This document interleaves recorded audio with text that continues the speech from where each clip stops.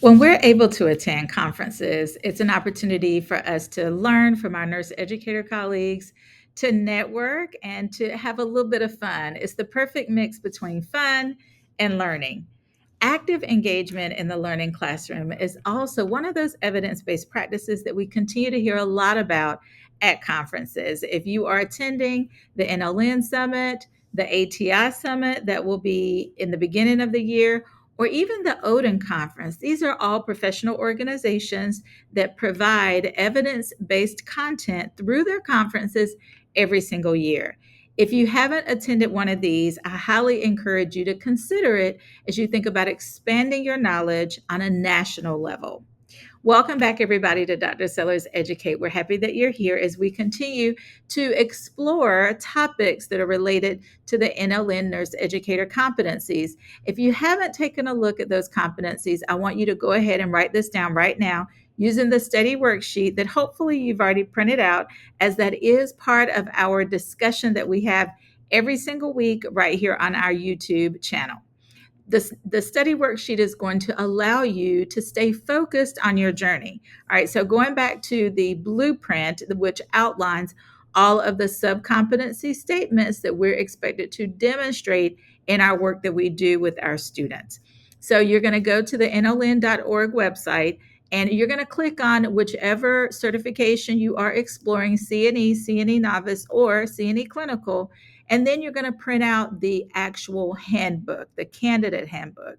In each of those candidate handbooks is a blueprint, an exam blueprint that lists out all of those 8 competencies if you are taking the CNE or CNE novice, and it's 6 competencies if you're taking the CNE clinical. Now, you may ask, why is it that we want you to print this out? That's an excellent question. Well, for those of you that are on the journey for CNE, this is going to be your roadmap that we will use with you to support you on your journey. If you're not on the journey for CNE, this is still really good information for you to be mindful of as you're moving forward with your accreditation or your Board of Nursing compliance reports that most boards of nursing require. And this is why. When you look at nurse educator competencies, NLN has really established that standard for all of us to align our teaching strategies with, our evaluation practices, and ultimately how we manage and support student outcomes in achieving our program goals or our program outcomes. All right, so that's why it's so important for you to join us every single week right here on during our snapshot, because we provide some really good information to help you on your journey, no matter which path you are on. Now, the resources that we want you to use for this snapshot, there's going to be 2. So Billings and Halstead Teaching and Nursing, we're in the 6th edition because this is the one that NLN is still using if you're watching this snapshot live for their CNE exam. So a couple of pages we want to point out. First and foremost is going to be chapter 1. This is going to help you take a deeper dive in exploring exactly what are these nurse educator behaviors that we're talking about.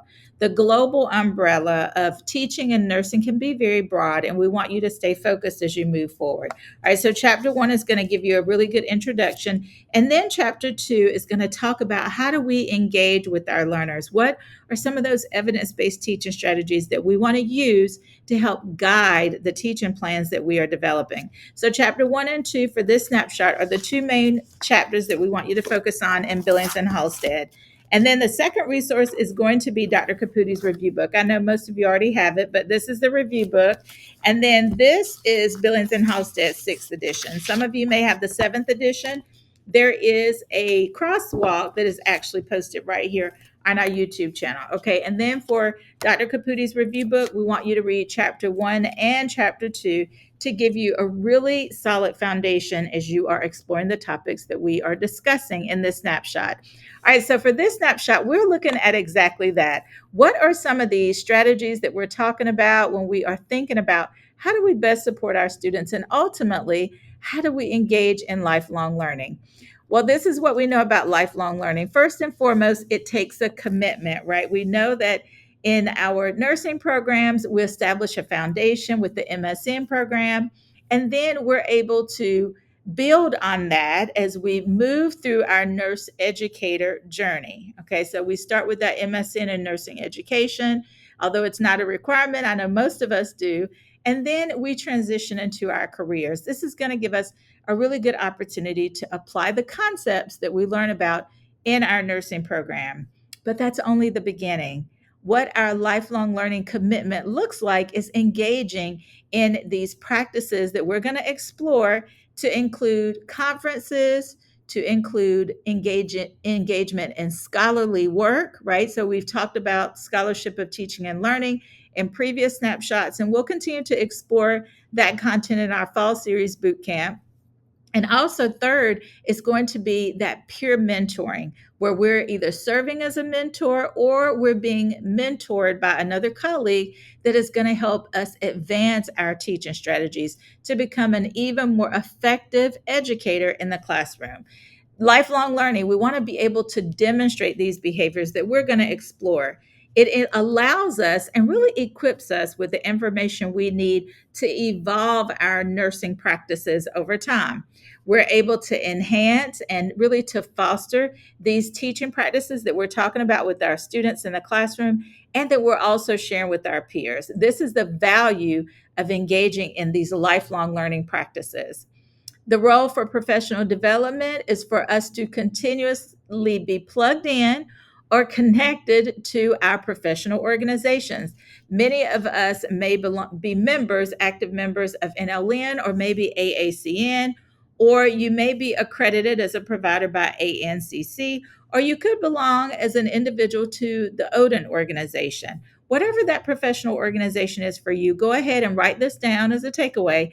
I want you to go to their website. I want you to log in, and I want you to identify at least one upcoming continuing education, professional development activity or opportunity that they have listed right there on their site. And then I want you to put it on your calendar. Okay. Now I know AACN has a long list of resources. So if you're a member, this is a great way for you to go ahead and tap into their resource. But other organizations have resources as well. Okay. But I do want you to already use what you have available to you through your active membership in these professional organizations. All right. So that's step number one. Homework for you is to engage in this professional development opportunity that we're talking about. Some upcoming conferences. We know we have the NLN Summit that's coming up, the Odin Conference, as I mentioned. ATI has a conference every year. The ANCC NCPD conference is coming up as well. These are all great opportunities for us to network and to really reset. Okay, so that's what I like to talk about, is resetting, taking the time to connect with colleagues in person and to share these evidence-based practices that we're talking about, not only for teaching, but also for our role as a nurse educator. We talk a lot about competency-based education and curriculum, and there are so many resources that we can tap into while we're at a conference to talk through what are the next steps that we need to take, and asking them, what were some of the barriers that got in the way? How did you overcome those barriers?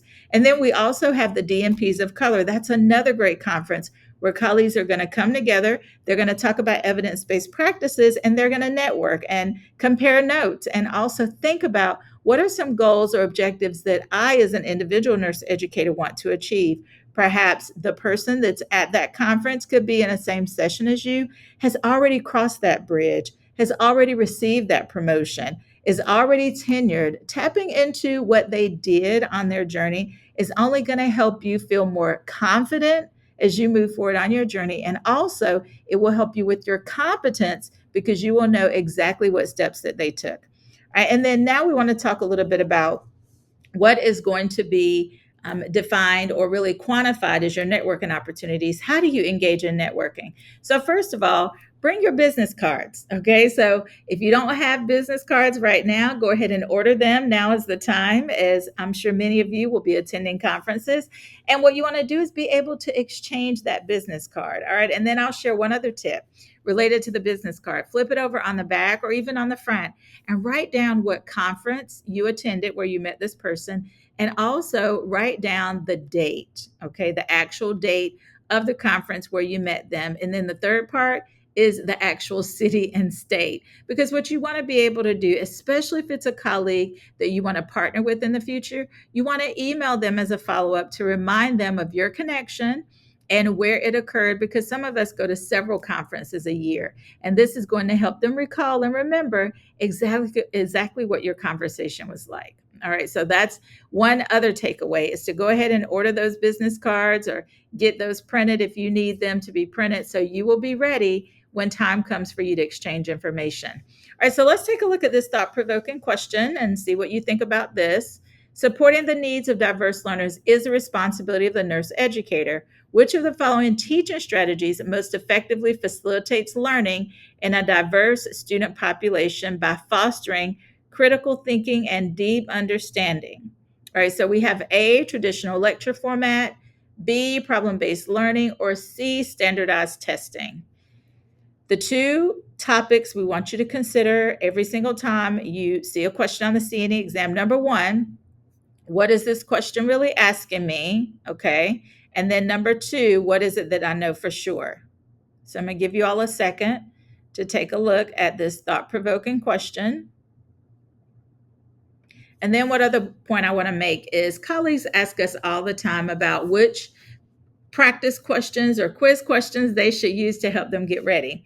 Well, we make the same recommendation that NLN has advised us to follow, and that is focus on the content.